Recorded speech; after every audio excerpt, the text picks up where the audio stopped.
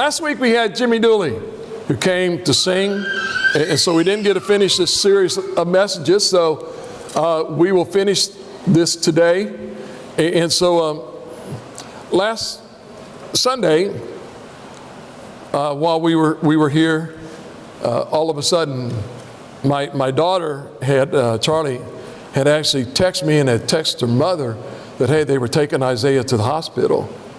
And we didn't know, and so because generally my phone is on silent, like real silent, like I don't even feel it vibrate most of the time, and then after church I'll check to see if something's going on. And so she got a hold of Linda, and she said, hey, can you do me a favor? Can you tell my mom and dad that we're taking Isaiah to the hospital?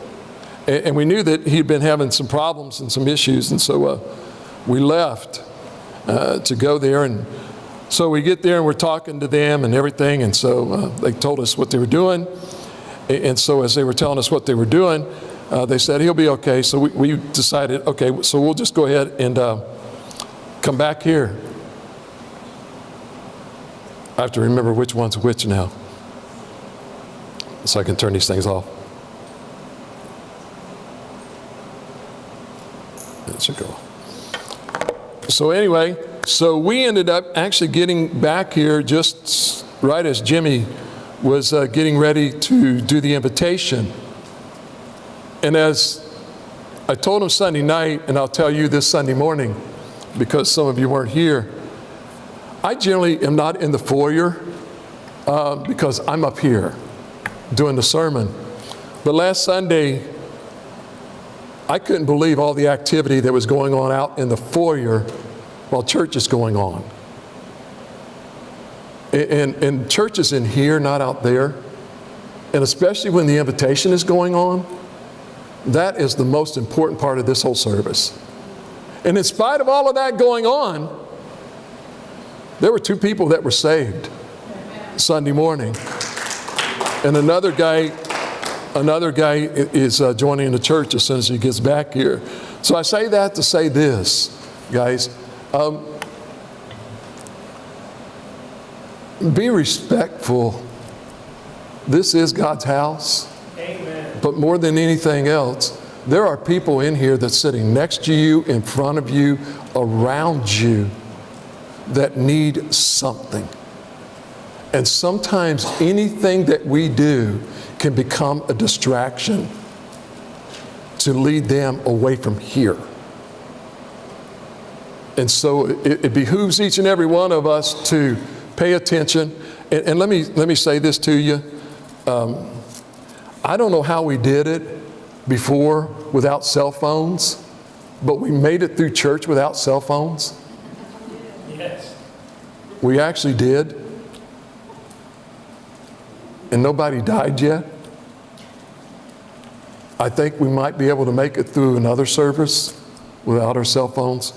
I was turning that air conditioner off with mine because I know some people can't hear in the back with those things going. So I'll try and tell Mark to pump me up, get me loud, so y'all won't go to sleep. But we have come to the end of a series of messages called The Miracle of Mercy. And this morning we want to title this message, Being an Agent of Mercy in This World. And there's some things that we need to talk about this morning that I think will kind of shock you, I hope, and help you understand that we're doing some things wrong, that we need to change. And if we will do that, we'll start seeing some things go on. Now, there are times when we go through, and I do series of messages that deal with a subject matter, and that's the way I kind of do it instead of walking through books. Because if I was to give a series of messages walking through a book, you would be here for the next 3 years. And those people who come on Wednesday night, they understand what I'm talking about. And so on Sunday morning, I just kind of give you an icing. And kind of a taste of a dessert to kind of hopefully whet you a little bit to want to do some things. But Rick Warren, a few years ago, went into the book of Acts, and Rick Warren wrote, he said, you know, the church has lost its vision. It's lost its purpose. We're doing some things. And we're known as this kind of church, or this kind of church, or this kind of church, and this kind of church. And the problem is that when we become just a single-focused church, we lose what it is that the church was supposed to do. And he took the two things called the Great Commandment, the Great Commission, and he said, this is what God told us to do. And it's, you all remember, it was, I don't know if you remember, we've done this about the 5 purposes of the church and what the church is all about. And we talked about, you know, that the purpose of the church really is to know God and to love Him. And how we do that, and it is so many ways. And when we come in here, we start talking about worship service is at 10:45 and 6 o'clock. And what we do is we come in here during this period of time to know God and to love Him more, get more intimate with Him. Not just by myself, but with everybody that's coming. Whether it be 5 people or 500 people. We come to get to know God more and to love Him more. And that's what we call worship. That is the center focal thing of everything that we do. Because the more we know Him and the more we love Him, then we'll do the other things and go out from there. But everything focuses on that, on learning how to worship Him and to love Him. Because when we do that, we get to know Him more and more and more. We also need to understand that God, and somebody answer me this question. Have you ever known a child to be born without a family?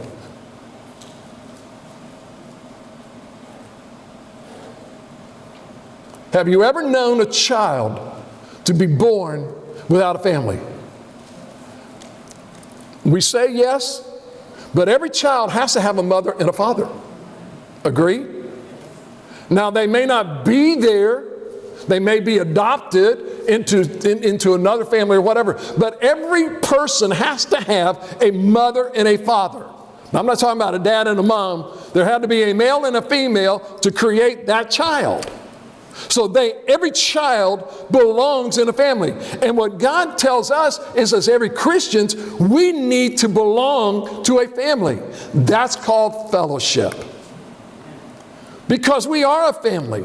We are a family with issues. We are a family with problems. We are a family that rejoices. We are a family that has sorrow. We feel each other's pain. We experience each other's happiness. That's a family. That's a church.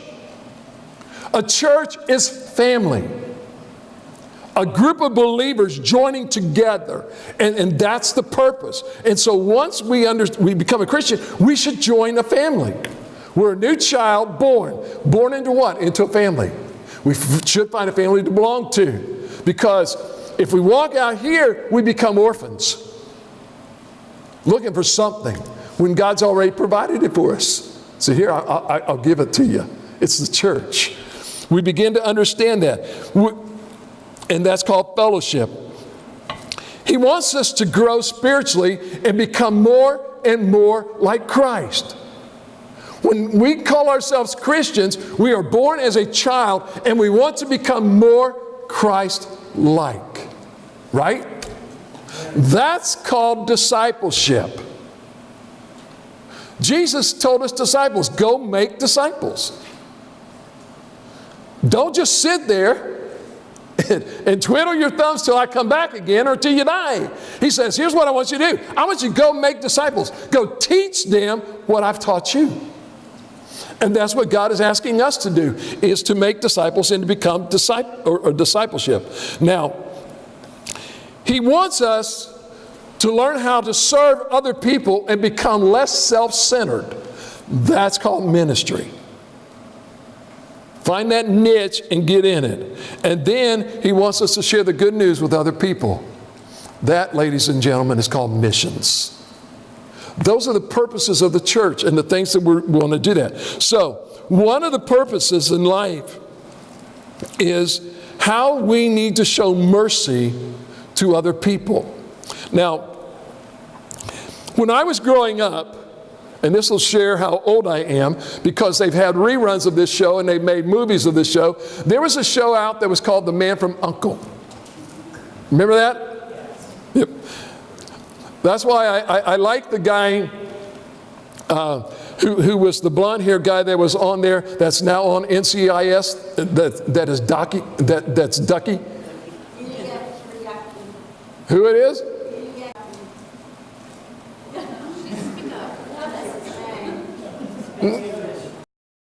That's the other one.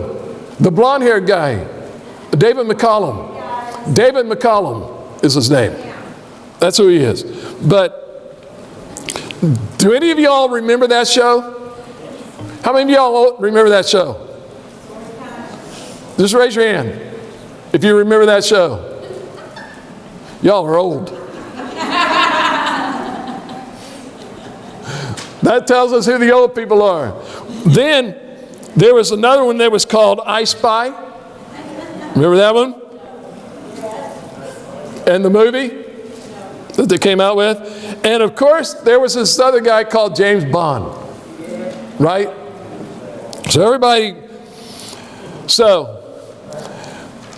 when all these shows and things were coming out, they always took these things, and I really liked cereal. And you would always see the advertisements on the TV about a secret decoder ring, or this little spyglass, or this invisible ink that you could write and everything. I hated the cereal, but it didn't matter. We would tell our mom to go buy this kind of cereal, and she would buy it, and we would get the stuff out of there, and we'd play secret agent, and nobody ate the cereal. Because most of it was the nastiest tasting stuff in the world. But you just wanted to get that thing because you wanted to be the secret agent. Right? We wanted to do this and we wanted to do that. And we always thought it was cool. But can I tell y'all something? That God has chosen every one of us to be His agent in this world. And that's the coolest thing about it, is that He's chosen us and given us those secret things that He wants us to share with everybody else. And in Acts chapter 1, in verse number 8, Jesus is getting ready to go back to be with God. And in Acts chapter 8, He says this. He says, but you will receive power when the Holy Spirit has come upon you, and you will be my disciples, my witnesses. You will be my witnesses where? In Jerusalem, Judea, Samaria, and to the uttermost parts of the earth, or to the ends of the earth. This is what you're going to be. You're going to be my witness. Now, you need to understand something, because here's what happens. When God called us to be His witness, we have got the word witness wrong. Okay? So you need to ask yourself, what is a witness? So if you go into a courtroom and you're called to be a witness, what are you supposed to do? You're supposed to testify of exactly what you saw happen. Just testify just on what you saw happen. Now, sometimes the lawyer comes up and they ask you a question and you'll say, well, in my opinion. They're not asking your opinion. They want to know, can you tell exactly what it is that you saw that happened? Now, the problem is, it is not the job for you to convince the jury that that person is guilty. That's the job of the prosecutor. It is not your job as a witness to prove that that person is innocent. That's the job of his defense lawyer. And what we need to understand, when Jesus said, you will be my witnesses, let me say this to you. You are the only one that can tell everybody else exactly what you know about God and what you've witnessed. You can't have somebody else tell somebody else what you know. That's hearsay. Not accepted. So what you need to understand is this, ladies and gentlemen. When God said to you, you will be my witnesses, each and every one of you have a story that only you can tell. Nobody else can tell your story. And when God says that you are to be my witnesses, then what he's saying is, here's what we've got. I want you to just go tell people what you know, what you saw. Now, here's the problem. When you go to somebody and you say, hey, share your testimony. They've got this one testimony that they've got memorized, etched in their memory, and they'll repeat it time after time after time. Ladies and gentlemen, may I share with you this, that you do not have one testimony, but you have multiple testimonies.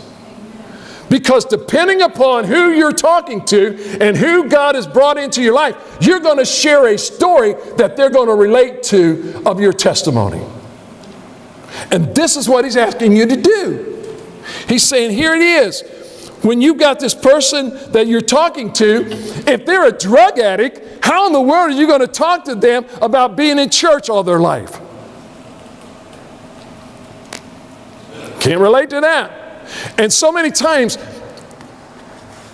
I would always say, well, I can't share with that person, or I can't share with that person because I've never experienced that. And I'm finding out more and more. It doesn't matter that I haven't experienced that. What matters is that I know the Lord, and God has got something from me to share with that person, whether they are a drug addict, an alcoholic, a prostitute, a pimp, an LGBTQRX, TRYPQ, I don't know, whatever it is. But God's got something for me to share out of my life with that person, or he would not have brought that person into my life.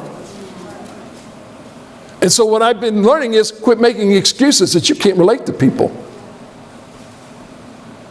No, I can. And whoever he brings me to, it's there. Because you need to understand something. Jesus said, you are my witnesses. Jesus did not say to us that you are my defense attorney. I do not have to defend him. He's capable of defending himself. All I'm supposed to do is just be a witness. It's just to be a witness. And so what we need to understand is that when God tells us to be a witness and to share, he's going to bring people into our life that's going to have a gamut of problems and issues, and we probably have got somewhere in our life that we've got a testimony that we can share with that person. And quit making the excuses, I can't relate to them. That's not an excuse no more. And I'm going to share you why this morning, that it's no longer. And this is what I'm saying. A lot of times, ladies and gentlemen, you think that these sermons are for you. A lot of these sermons are for me. And God helping me grow, and God showing things to me that I need to understand, and things that I need to do. And how? Because as I was sharing with them today, God is bringing people into my life like I've never seen before. And I would walk away sometimes and saying, man, I don't know how to deal with this, Lord. And he says, oh, yes, you do. Just give your testimony. That's all I'm asking you to do. I'm just asking you to give your testimony. You're a witness. A witness of what? Of what I've done for you. And brother, if you can't share what I've done for you, you got an issue. And I found out a long time ago, the issue isn't God, the issue is me. That I got a whole bunch of stories to share. You ask me my testimony, that depends. When do you want it? And what's the situation and what's the time? I can give you a whole bunch of them with everything that God's doing there. Now listen, it's also not your job to defend God. You are not the prosecutor, he is. And do you understand that one of these days, Jesus is going to be the defense lawyer and God's going to be the prosecutor, and God doesn't need you to defend either one of them? All he wants you to know is that Tell them what you know. Share your testimony. And what is the best way to do that? Because when you look at the world today, you look at it and you say, this world has become so unkind. It has become more mean. This world has become more unforgiving. So let me ask you this question. Is the world becoming more loving or more self-centered? Self-centered, right?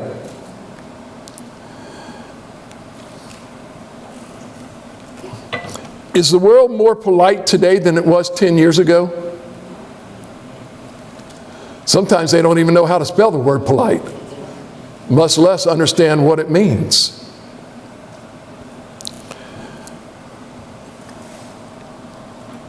So, are wars going away? Or are we still having wars?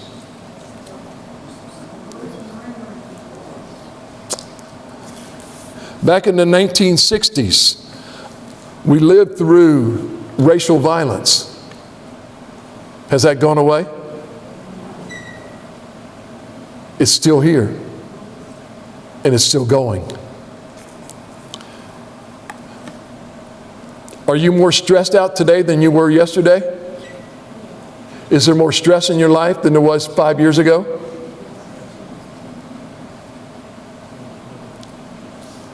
Is there more bigotry today than there was before? Yes. Yes. There is more violence. There is more bigotry. No matter how much they try to do this stuff. But do you know something? That every time you show mercy, you are a witness for Christ. Every time you look out, because we are in a world, ladies and gentlemen, is unmerciful. Used to be, I don't know about you, but how many of y'all remember Carol Burnett? How many of y'all remember Red Skelton? Absolutely some of the funniest people with humor ever around. But let me ask you a question. Did you ever see them in a skit put somebody down?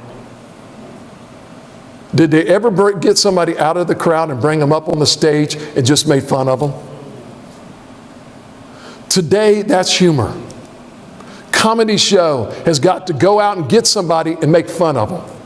Or you get the late night comedians, they've got to play a clip of what somebody said, and the next thing you know, they've got to make fun. And that becomes the news of the day. And it's played in every one of the news things and all of the stuff. Because humor today is making fun of somebody else. And so what are kids doing in school? Bullying people. Why? Because I see mom and dad do it all the time, and they think it's funny. This is just funny.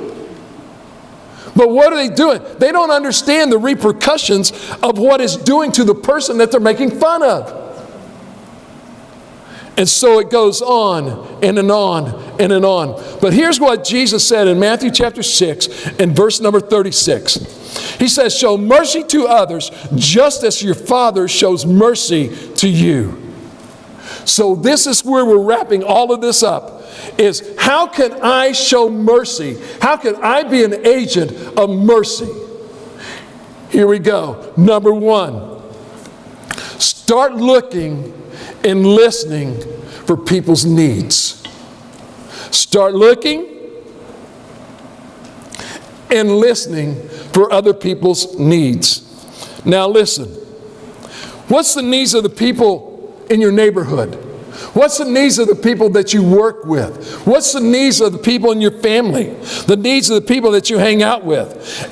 If you got kids or grandkids that play soccer or baseball or whatever, what are the needs of all of those people that are sitting in those stands that is watching those games? Do we observe? Do we even look? And he says, start looking and listening. The reason, ladies and gentlemen, that we're not very merciful isn't because we're a bad person.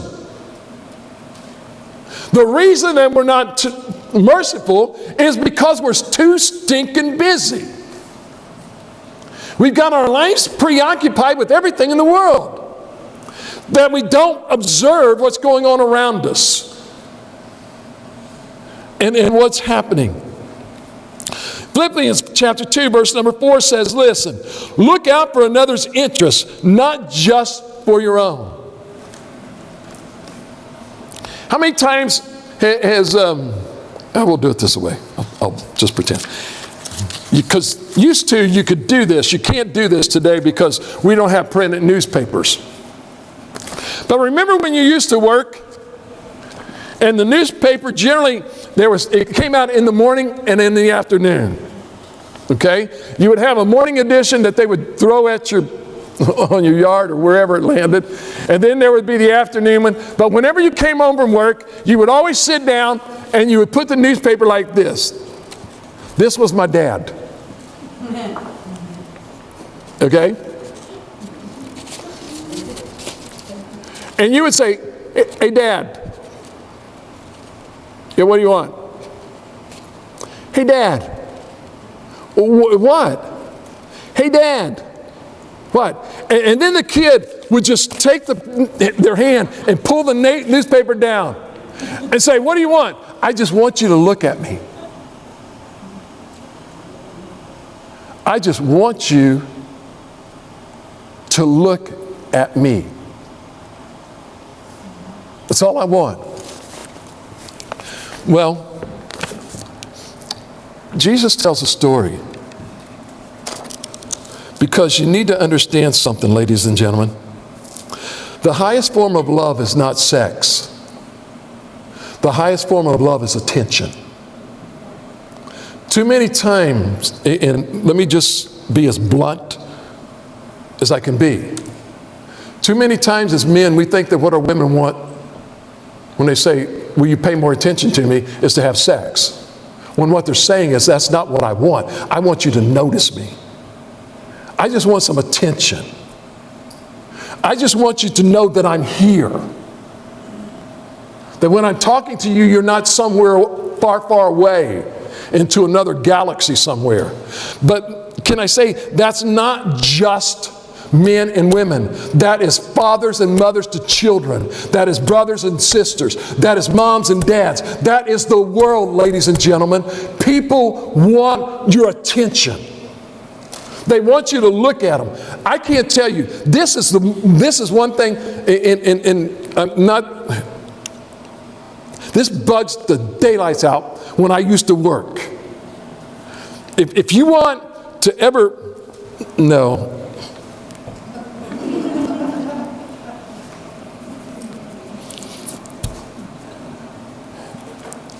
There are other cultures that when you talk to them, they will not look at you.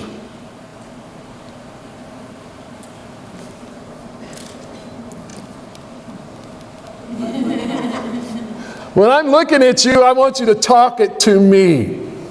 You want to know why? Because when you look at me, I can see what you need. Jesus, the Bible said one day, he looked at this man. He looked at this boy. Why? Because looking at him, he saw what he needed. And we need to understand that when Jesus said that, hey, I love you, and I love you unconditionally, what he's telling us is to start looking.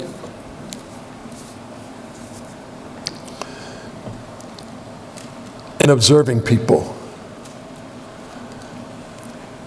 You can give people more gifts. You can give people more stuff. But when you actually take time to look at somebody, what you're doing is giving them something that you will never be able to give to them again.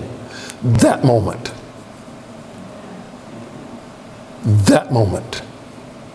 Because if you don't look at them and if you don't give them that moment, you can give them another moment, but you didn't give them that moment.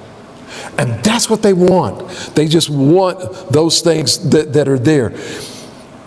And you're giving them a slice of your life that you'll never get back. And what we need to understand is this. There are men and husbands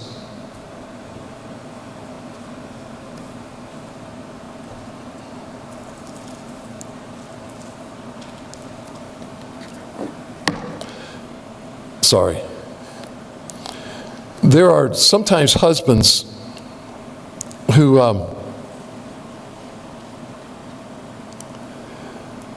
just come and say, I don't get it. I don't understand my wife, my kids. I buy them everything they need. I provide for all. They've got a good home. They've got there's no physical needs. What more do they want? And the problem is, that's not what they want. They want you. They want you. Why? That was me. I thought if I could give my kids everything that they wanted, everything that they needed, that would be okay. And I've told you, even getting caught up in church work, and we're thinking we're doing good. What my kids wanted was me. They wanted me. I can't go back and get those moments. And I can't go back and retrieve those moments. But what I can sure make sure of is from this point forward that it doesn't happen again. Because that's important. In Matthew chapter 10, verse 21, Jesus comes up to a young man. And this young man had a lot of problems, and he's asking a lot of questions about the Bible. And here's what it says. Jesus looked at him and loved him. He looked at him and he loved him. And that's what we need to do. We need to start looking at people.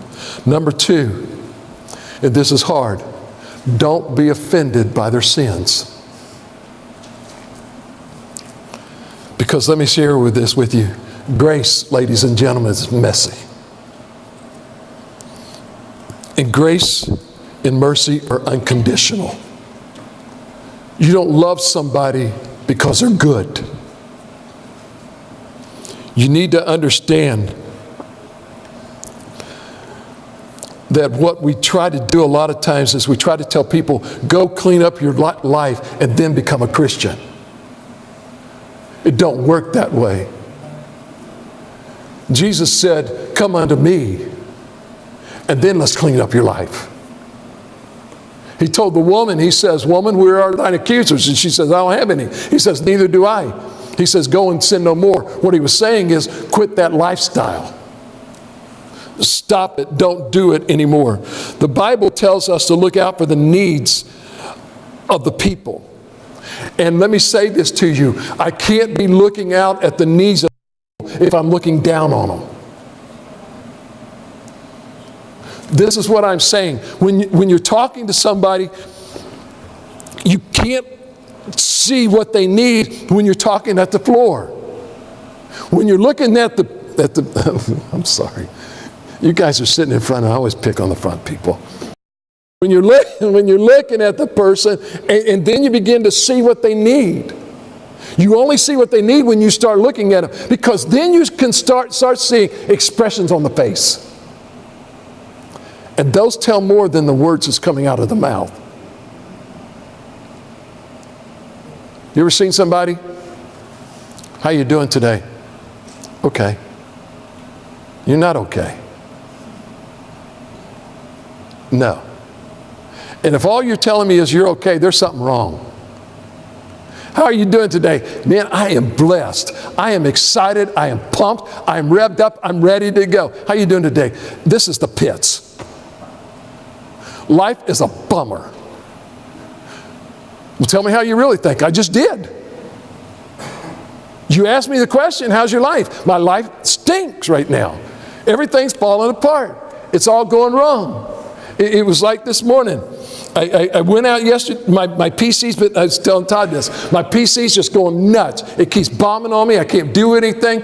I'm trying to send emails. They ain't going anywhere. I can get emails, and then all of a sudden my email crashes, my PC crashes, and I told Diane, that's it, man. I'm done with this thing. I'm getting me a new PC. So I got out yesterday, and I get me a PC. I can go home, and I'm going to start loading everything up, and I've got so many stinking emails in my my Outlook that I can't, the file's too big and I can't migrate it. Okay, now what do? I got some important emails in there, 298,000 of them. So I got to go through and start deleting all kinds of junk and everything else that I don't need. So I'm sitting there, and I got this other PC, and I'm over there working on it, trying to get everything done, and all of a sudden, it's working, but I don't have the right stuff on it. And so this other PC that I'm going to get rid of and replace, it's sitting there running fine. My email didn't crash once. My PC didn't crash once. And I said, okay, fine. Everything's working fine. So I pack it up. I bring it here today. I'm going to print something off because I couldn't print from my other PC yet. And so I needed to get something printed off. I bring the PC here. I get it in here to work. I go in the office. I bring up the paper that I want to print off. And what does it do? Crashes. And I thought, yay, man, Satan. Love you too, brother. There ain't no way you're getting to me this time. So what did I do? I took what I needed, put it to another drive, went there to print it, and I shut that stinking computer up, and it ain't been opened since. Because I am not getting mad at it. Okay? Jude chapter 1, verses 12, chapter 1, verses 22 and 23 says, show mercy to those whose faith is wavering. So what's that?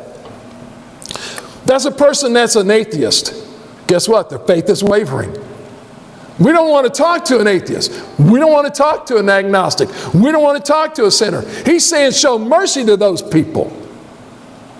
Show mercy to them. Okay? Showing mercy doesn't mean that I excuse everything that they're doing and tell them that it's okay. It's not okay what they're doing, but I'm still going to show mercy to them. The problem is, the reason we're not reaching people is because we want to debate them. Quit debating them. Let God debate them. Or debunk them. Or whatever. He says, listen, 1 Peter chapter 4, verse number 8 is this. Most importantly, love each other deeply. Love has a way of not looking at others' sins. We need to understand something, and that is this. We are to love people. We do not have to accept what they do. You just got to love them. And continue to love them. Now, the first point says to look out for people's interests, and then the second says to look out for people's sins. In other words, there's some stuff that you should pay attention to. Okay? Their needs, their hurts, and their interests. And there's other things that you shouldn't pay attention to that he's talking about. So, here's what you need to understand. You don't expect unbelievers to act like believers until they are. Don't expect unbelievers to act like believers until they are. We want a sinner to start acting like a Christian. And they're not a Christian. They're going to act the way you used to act. And now you don't act that way anymore because why? Because I isn't a sinner and I is a saint. You may not act like it, but you are. God calls us those because we are his children. You need to understand something.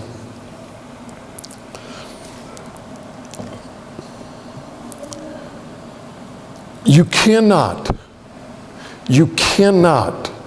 institute morals in people by laws. We are getting so hung up on the government passing this law and passing that law that just basically says this is right and that's right. And then let me say this to y'all. I get frustrated too. Okay? I get frustrated because of this and that and the other. Because I'm thinking, this is idiotic. This is stupidity. This is crazy. But let me ask you something. Why shouldn't they act like that? And why shouldn't they pass that law? They're not Christians. They're sinners. Politicians will give you mouth service telling you that they believe in God. Listen, follow their voting record and follow what they say. Their mouth will tell you something totally different. They tell you that because they want you to vote for them. Don't vote for what they say, vote for who they are. And what God is saying to us is quit asking these people to act like Christians when they aren't Christians. Now, when they become Christians, then they're going to start doing something. And they're going to understand one thing. You cannot legislate morality. Morality is not legislated. Morality, ladies and gentlemen, is dictated. And I'm not saying that God is a dictator. That is not what He is. What He's saying is, this is the law, this is my word, and I am not changing it whether you like it or not. It doesn't matter whether you think that this is right or that is right. What did God say it is? So quit arguing with them. Quit arguing the point. You're wasting your breath. What you need to tell them is Jesus. Jesus. And show mercy to them. We do not need to become this church that's out in Oklahoma or Kansas or whatever it is. The Looney Tunes. Westwood Baptist Church. Westboro. There it is. Number 3 principle, and I got to hurry. Choose my words carefully in what you're saying. Colossians 4:6 says, when you talk, you should always be kind and pleasant so you will be able to answer everyone in the way you should. When you talk, you should always be kind. So, I don't know about you, but I grew up in a family that says you need to be kind to everybody. You need to respect everybody. Number 4, value saving people over keeping rules. Jesus told us, He says, listen. In Matthew 23:23, you can go read it. He says, listen, here's what's happening. Even to the Pharisees, He said, you know, there's one thing about you that I like, and that is that you're careful to tithe 10% of every part of your income. But then you ignore the more important facts of God. He says, you got one good thing about you, you do this, but the rest of you, you really got some issues here. Okay? So, how do I do these things? Number 1, how do I become an agent of mercy? Look for people in a crisis. Okay? Galatians 6:2 says, carry each other's burdens, and in this way you fulfill the law of Christ. You know what you're supposed to be doing? Looking. Who is it, God, that you want me to help today? Who is it that you want me to share? And the only way I can do that is by listening to people. Number 2, you need to look for people with unmet needs and help them. Okay? Practical needs. Somebody says, hey, I need a ride to get somewhere. Can you give me a ride? No, I'm too busy. You going that way? No, I'm going this way. Sometimes we need to understand. Romans says this, each one of us needs to look after the good of the people around us.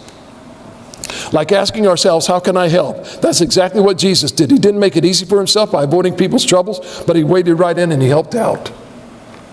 We need to quit turning the other direction when we see the people that are needing things. Number 3, you need to look for people who are grieving and comfort them.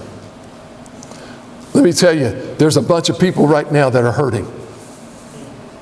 And you need to reach out to them because they're hurting in so many ways. And I'm telling you something, you don't have to go very far from this church to look for people that are hurting right now. And I mean, they are hurting. And they are grieving. And they're looking for a friend. And we are to be their friends. Which brings us to number 4. Look for people needing friends and show hospitality. How many times have you heard somebody saying, I need a friend? And say, why don't you go over there and talk to Thenie? Or go over there and talk to Pat or Sarah. You know, God says, no, that's not the way it is, okay? Romans 12:13 says, look for opportunities to be hospitable. Number 5, look for people who need a second chance. I don't know about you, but every one of us, ladies and gentlemen, have had failures. And we keep kicking people every time they go down. The Bible says, give them a second chance. Give them a third chance. I don't know how many chances God has given me, and I'm glad He quit counting. And I'm glad that when I get to heaven, He's not going to tell me, you know how many chances I gave you? No. And I don't think you can tell me how many times because you forgot them. And I just want to say thank you for doing that. Because otherwise, we'd be here through all eternity talking about all the chances that you gave me. And you've got a few other people you need to talk to, so let me just go on in, would you? You can talk to the next person in line. Number 6, here you go. Look for people who are rude.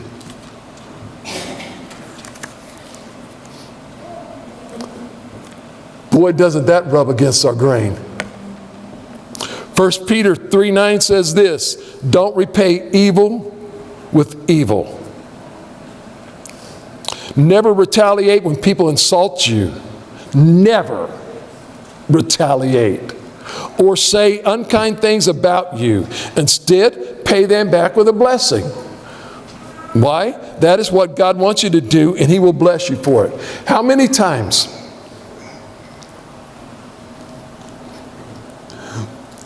I love doing this to people. Somebody just cut them off and they come into church. How's it going? Oh, that person just cut me off. They almost ran me on the road. What'd you do? I told them what I thought of them.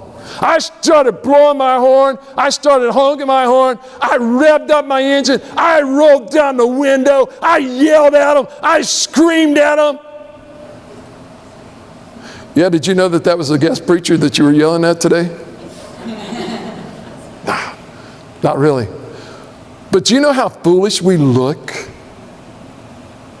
when we do that stuff?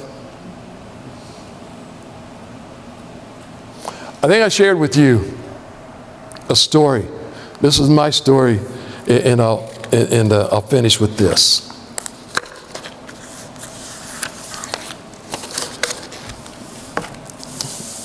I was pastoring a church in Somerville, 1984. My 2 sons were playing minor league, farm league baseball at Champion Park, Thompson Park on the west side of Hamilton. I am very competitive in sports, games, and in life. My son was pitching, and that's what you never want to do, is have your child pitch farm league baseball. Because most of the time those kids cannot eat the plate. That is the direction of where the batter is standing. So as long as I get it in that direction, it should be a strike. Well, this guy, he wasn't a regulation umpire. He was just a guy who volunteered his time and got paid a little bit of money to do this. He's not calling the balls and strikes right. He's trying to be just accurate. And I understand you want to do this with little kids, but little kids, ladies and gentlemen, if you sit there and do that, you will be there all night and not even get out of the first inning. And so he's calling balls and strikes. I don't like it, and so I'm beginning to start telling him what that call should be. And I see that I'm getting on his nerves. I like this. So he's down behind the plate, so I decided to pick and moved me a seat and got right behind him. Ball one. That was a strike. Who's calling this? Well, I think I should. I can see it from here. You can't see it from there. Would you like my glasses? I've got my own, thank you. Would you like for me to clean them? Because evidently you're not seeing things in the right perspective. Ball two. That is a strike. We're going to be here all night if you keep calling like this. Give the kid a break. Ball three. That should have been an out. No wonder this game is going to last forever. If you don't shut up, you're going to be thrown out of this park. You don't have the right to throw me out of this park. Oh, yes, I do. And they came in to escort me out of the park. Absolutely rude. A few months later, this guy, I didn't know him, but his wife and his sons were coming to our church. A few months later, she invited her husband to come to church.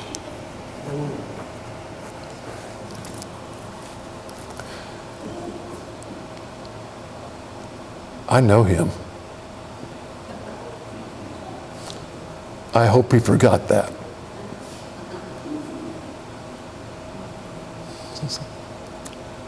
Doesn't your son play baseball out at Thompson Park?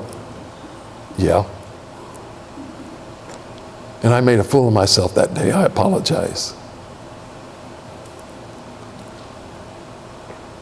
Let me say this to you. Just because somebody is rude to you doesn't give you the right to be rude back. And he wasn't rude back to me. And he wasn't a Christian. I was.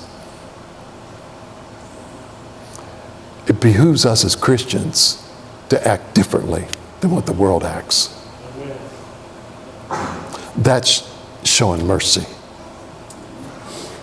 Hello, this is Pastor Chuck Cotton from Calvary Baptist Church.